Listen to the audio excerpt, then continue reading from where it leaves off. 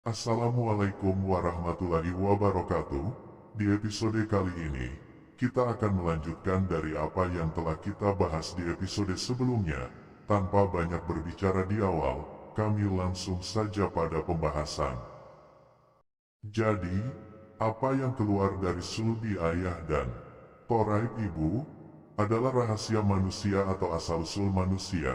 Inilah yang dikatakan waktu zuhur adalah rahasia ayah, waktu asyar rahasia ibu. Di dalam sebuah kitab, dikatakan bahwa ketika terjadi waktu zuhur, malaikat Jibril keluar dari huruf alif atau dengan kata lain, zuhur malaikatnya adalah Jibril lalu nabinya Ibrahim. Jika manusia mengetahui hakikat ini semua, maka tahulah dia bahwa semua manusia itu berdiri dan lengkap dengan waktu sholat di dalam dirinya. Jadi, seharusnya lah kita ini mencari asal diri kita yang berasal dari Bapa kita. Kita cari asal-usul kita saat ayah kita masih membawa kita, terbawa saat bertemu ibu, kemudian menikah. Di mana maksud dari keinginan ayah kita menikah sesungguhnya keinginan Allah mencari tempat untuk menjadikan benih manusia baru atau mencari wadah untuk menyatakan dirinya pada bentuk atau wadah yang baru. Tentu dengan rupa yang berbeda-beda, sebab ini pun salah satu kekuasaan dan kebesaran serta kehebatan Allah. Tak pernah menciptakan apapun sama, selalu berbeda, dan maksud dari semua itu adalah agar kita mampu membedakan satu dengan yang lain. Coba bayangkan, jika kita wajah dan bentuk kita semua sama, laki-laki semua sama, perempuan semua sama, bayangkan apa yang bisa terjadi.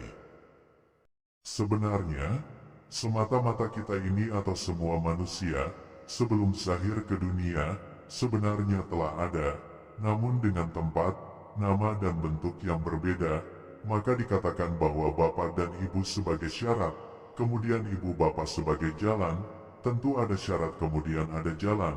Oleh sebab itu kedudukan ayah dan ibu sama-sama penting dalam proses terciptanya kita. Dengan kata lain, syarat kita zahir tentu harus melalui bapa. Bapa berkeinginan pada ibu kita, lalu keduanya menikah, kemudian bersatu dengan ibu kita. Setelah kedudukan bapa dan ibu sebagai syarat, kini dikatakan bahwa ibu dan bapa sebagai jalan. Terlihat sekilas sama arti ayah dan ibu, atau ibu dan ayah, tetapi jika dicermati lebih dalam, ada kedudukan ayah lebih dominan daripada ibu sebagai syarat kita tercipta, dan di saat yang berbeda, kedudukan ibu lebih dominan dan kedudukan ini sungguh jelas. Di awal disebutkan bahwa dari ayah yang berkeinginan, kemudian menikah dan akhirnya bersatu dengan ibu, di waktu yang berbeda namun tak memiliki jarak antara proses keduanya. Disebutkan kedudukan ibu lebih dominan, di mana dari ibu kita atau rahim ibu kita terbentuk perlahan, dari sekedar air, kemudian mengalami proses menjadi bayi yang bergerak, lalu ayah memenuhi keinginan kita sebelum lahir, yaitu, saat ibu kita mengidam. Hakikat mengidam adalah keinginan bayi dalam perut, maka dengan itulah dikatakan bahwa, kedudukan bapa dan ibu sebagai syarat kita tercipta. Lalu kedudukan ibu bapa menjadi jalan kita zahir dan nyata ke dunia ini. Maka, mari kita lihat asal-usul kita dari bapa dan ibu kita. Yang pertama, apa yang dimakan dan diminum atau yang dinikmati oleh bapa dan ibu kita, kesemuanya berasal dari api, angin, air, dan tanah. Maksud dari api adalah panas atau sinar matahari, dengan kata lain sayur mayur, buah-buahan, dan lain sebagainya yang dikonsumsi oleh keduanya, berasal atau mampu tumbuh dan hidup karena matahari atau sinar. Kemudian angin, air dan tanah. Mari kita ambil contoh, apa yang bisa tumbuh dan berbuah jika tanpa panas atau sinar. Kemudian angin, air dan tanah. Jangankah tumbuhan dan hewan, kita sebagai manusia pun tak akan mampu hidup tanpa empat unsur ini. Itulah mengapa disebutkan empat unsur ini adalah unsur penciptaan manusia. Dalam hal ini unsur penciptaan kita terdiri dari unsur api, angin, air dan tanah. Lalu dari empat unsur inilah, tumbuh dan hidup segala sesuatu yang dimakan dan diminum oleh kedua orang tua kita. Dan dari apa yang dinikmati oleh kedua orang tua kita ini, membentuk kembali tiga unsur di dalam diri keduanya. Tiga unsur itu adalah wadi, wasi, dan mani. Ada yang berkata madi, masi, dan mani. Okelah, itu hanya beda pengucapan tapi makna dari wadi, wasi dan mani ini adalah sama, di mana yang disebut wadi atau madi adalah cairan yang diam kemudian keluar bersama dengan urin. Tidak lengket di awalnya, namun jika mengering akan melengket di tempat dia terkena. Biasanya dia akan keluar saat kita mengangkat sesuatu yang berat atau berkegiatan berat lainnya. Tak jarang juga, saat kita merasa kencing sudah selesai, ada terasa urin yang keluar lagi, seakan itu kencing, tetapi tidak, melainkan cairan wadi atau madi. Hukumnya cukup dibasuh saja, tidak perlu mandi junub.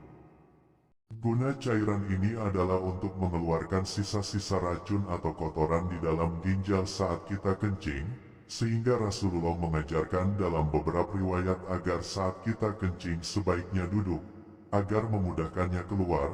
Kemudian setelah kencing dianjurkan kita menekan buah zakar kita ke atas agar cairan madi ini keluar.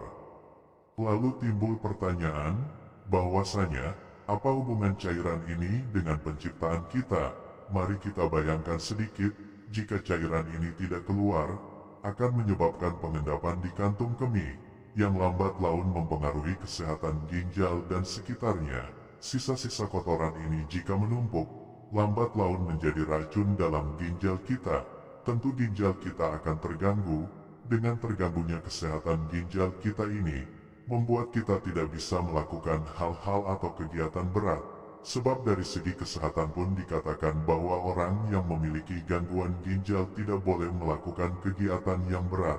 Dalam hal ini berhubungan badan adalah kegiatan yang berat. Terlihat memang tidak berat, namun sejatinya dikatakan berat, sebab memerlukan konsentrasi dan tenaga yang prima.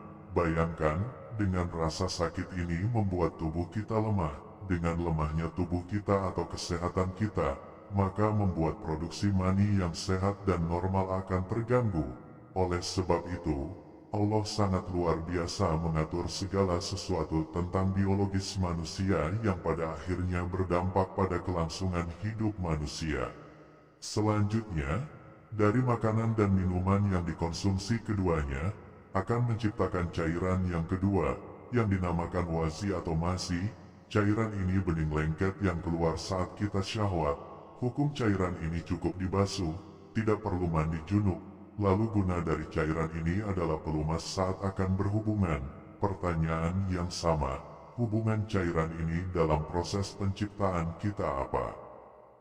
Mari kita lihat dan bayangkan lagi, namun maaf sebelumnya, kami sedikit agak vulgar, bukan bermaksud mengatakan hal yang tidak senonoh, melainkan agar mampu menjelaskan dengan sejelas-jelasnya. Mari bayangkan keadaan diri kita jika syahwat tanpa cairan ini, atau bayangkan tangan atau tubuh kita dipijat atau diurut, atau dikerok tanpa minyak sebagai pelumas. Apa yang terjadi? Tentu panas, sakit bahkan luka. Itulah alasan dari segi kesehatan atau dokter, diwajibkan sebelum melakukan hubungan badan, agar melakukan foreplay dulu. Namun jauh sebelum diketahui oleh ilmu kedokteran, Allah tahu segala sesuatunya yang terbaik bagi ciptaannya. Sebab itulah alasan cairan ini Allah ciptakan untuk kebaikan kita sebagai makhluk, yang digunakan Allah sebagai alat untuk menjadi tempat proses menzahirkan dirinya ke dunia.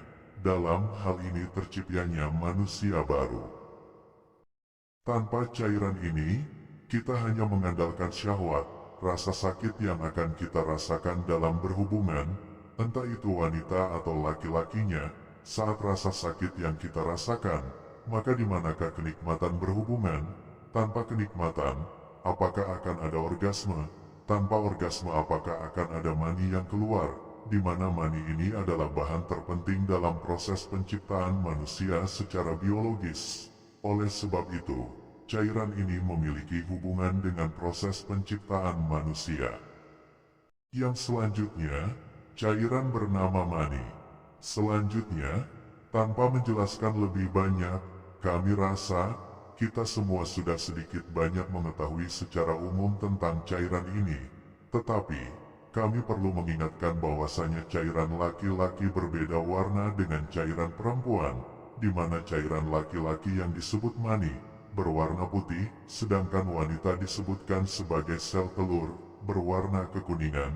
Inilah bahan penting sebagai penciptaan manusia pada umumnya.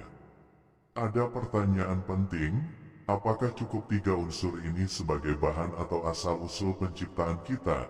Secara biologis atau umum adalah cukup, namun bagi Allah, ini belum cukup, sebab jika benar ketiga unsur ini sebagai asal-muasal penciptaan manusia secara pasti, mengapa ada banyak orang tidak memiliki anak atau keturunan, padahal semua unsur itu lengkap, bahkan kesehatannya dinyatakan sehat dan normal?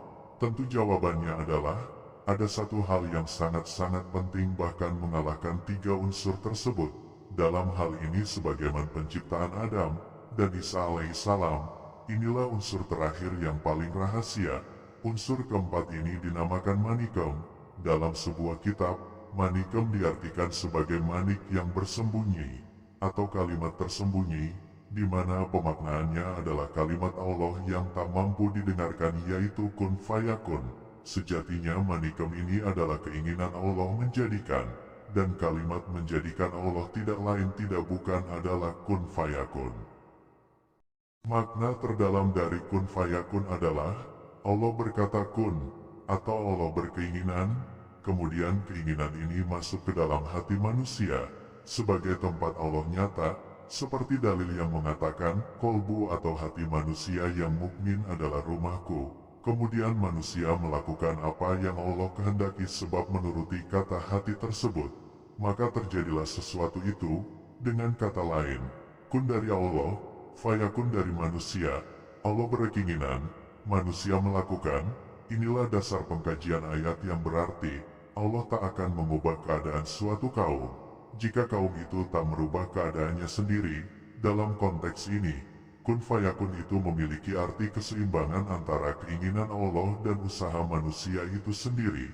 Jika sudah berusaha, maka apa yang Allah kehendaki terjadilah. Inilah maksud dari kehendak Allah melalui hambanya. Terlihat seakan kehendak manusia itu terjadi, padahal sesungguhnya itu kehendak Allah. Sekali lagi, kita ini hanya alat untuk Allah menyatakan kebesarannya, kekuasaannya dan kebesaran-kebesarannya yang lain. Lalu ada pernyataan, jika kita sudah berusaha namun tetap belum mendapatkan keturunan atau anak, lantas apakah kita tidak percaya lagi kepada Allah? Apakah kita harus marah dan kecewa kepada Allah? Atau marah pada keadaan, lalu menyerah untuk berusaha? Tentu tidak, dan jangan berpikir demikian, sebab sekali lagi, Allah Maha segala-galanya. Kita berkeinginan tapi keinginan Allah lah yang akan terjadi. Dalam hal ini, jangan pernah menyerah, teruslah berusaha dan meminta, sebab Allah sudah menampakkan banyak kebesarannya, sebagaimana penciptaan Adam dan Isa alaihissalam. Oleh sebab itu, mintalah kepada yang maha mampu memberikan. Dalam segala hal kita harus berprinsip seperti itu. Di dalam beberapa kitab dikatakan, bahwa keyakinanmu lah yang menciptakan segala yang tak ada menjadi ada, yang tak mungkin menjadi mungkin, yang tak bisa menjadi bisa. Maka untuk meyakinkan kita dan menguatkan usaha kita, lihatlah perjalanan dan kisah nabi-nabi sebelumnya, di mana banyak yang diberikan keturunan setelah berumur tua renta, oleh sebab para nabi yakin kepada kekuasaan Allah dan kebesaran Allah, yang akan mengabulkan segala permohonan. Tinggal kita tanyakan pada diri kita, sudah sampai batas akhirkah usaha kita? Sudah batas akhirkah usaha kita? Sebab usaha dan doa kita tak memiliki batas. Batasnya akan tiba saat kita yang berusaha dan meminta ini kembali kepada Allah. Itulah batasan dari usaha dan doa kita. Kemudian pada akhirnya kita harus faham bahwa sejatinya kita hanya bisa berkeinginan dan berusaha, bukan memastikan, sebab kepastian hanya milik Allah sejatinya. Alhamdulillah, kita sampai pada akhir penjelasan. Ini adalah sebagian atau sedikit banyak yang bisa kami jelaskan tentang asal-usul kita sebelum zahir di dalam perut atau kandungan ibu kita. Di episode berikutnya, insya Allah kita akan membahas asal-usul atau proses saat kita di kandungan ibu kita, sampai pada lahirnya kita ke dunia ini. Semoga kita bisa mengambil pelajaran pada episode kali ini. Tentu kami tahu keterbatasan kami, sehingga apa yang kami jelaskan tidak membuat kami merasa mutlak benar. Ilmu Allah sangatlah luas, maka teruslah belajar, dimanapun dan kepada siapapun. Tak perlu gelar dari sang pengajar. Yang terpenting mintalah kepada Allah agar dipertemukan dengan mereka yang mengetahui. Lalu mintalah kepada Allah agar mampu mengambil pelajaran untuk kemudian mengajar diri kita sendiri demi mencapai rahasia Allah yang sesungguhnya yang berada dalam diri kita semua. Amin ya rabbal alamin. Akhir kata, Assalamualaikum warahmatullahi wabarakatuh.